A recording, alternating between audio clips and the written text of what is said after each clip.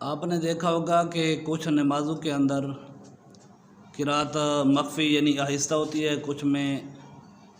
جہر ہوتا ہے، بلند آواز سے قرات کی جاتی ہے۔ تو آہستہ قرات والی ظہر اور عصر ہیں،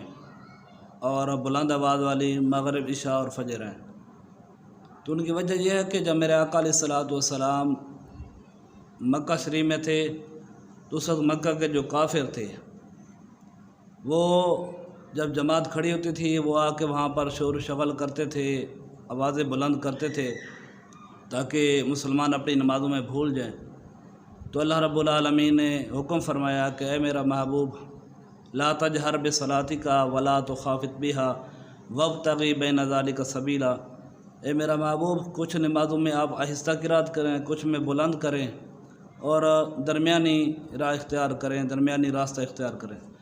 تو اس لیے میرے آقا علیہ الصلوۃ والسلام نے ظہر اور عصر میں قرات آہستہ رکھی،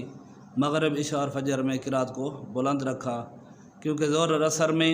وہ فارغ ہوتے تھے اور وہ آ جاتے تھے، مغرب میں وہ کھانا کھانے میں مصروف ہوتے تھے، عشاء اور فجر میں وہ سونے میں مصروف ہوتے تھے۔